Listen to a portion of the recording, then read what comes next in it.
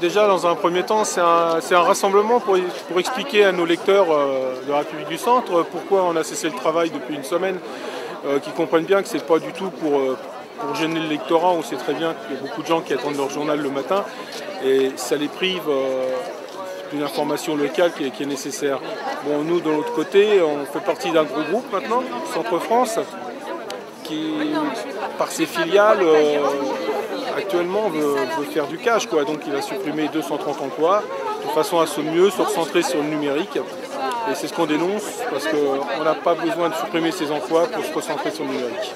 Donc ici, ça doit être sur Orléans, donc 51 à l'arrêt, plus 22 à Alliance Médiale, la régie publicitaire de la République du Centre. Donc les 41 personnes du service technique sont mis à la porte, pour rester simple, du fait de la cessation de l'impression de la République du Centre sur Orléans. Et c'est là que le bas blesse surtout, c'est-à-dire qu'on faisait 2 cahiers, la République du Centre, plus le Berry que nous imprimions en tant que prestataire du service pour Centre France. Et on avait la possibilité de faire un 3e cahier qui s'appelle l'Écho, le journal de l'Eure-et-Loire. Et ils ne veulent pas nous le ramener sur Orléans, sous prétexte qu'on ne fait pas de tout couleur, sous prétexte que la machine est trop vieille, sous prétexte qu'il faudrait faire des investissements et que c'est plus à l'heure de faire de l'investissement dans le print, enfin dans le papier. On ne veut plus faire d'investissement. On est monté à 300, d'après même les renseignements généraux, on a été plus de 260. Alors si la police nous dit qu'on est plus de 260, c'est qu'on était vraiment plus de 260.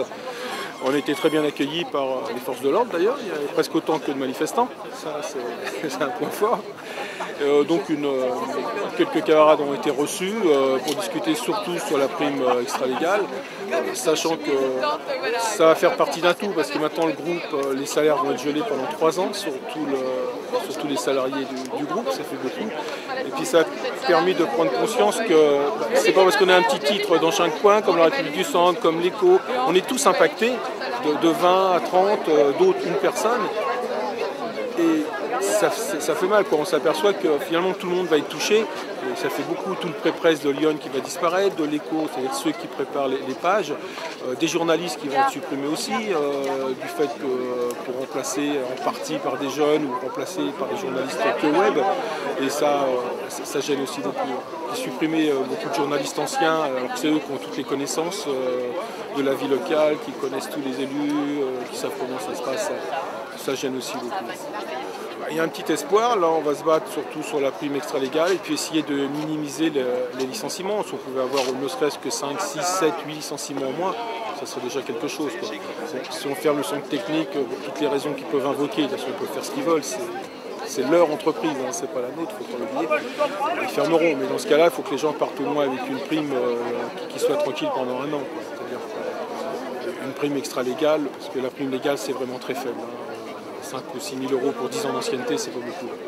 Là, pour l'instant, on sera en grève jusqu'à lundi soir, puisqu'il y a une réunion lundi après-midi, donc à 15h45. Il y a une réunion avec les délégués syndicaux et la direction encore.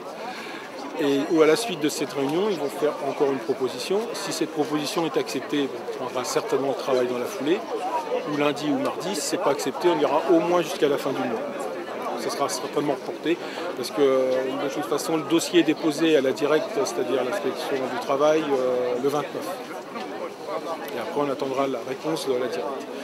C'est un plan qui n'est pas, comme nous ont expliqué nos experts, la raison économique n'existe pas.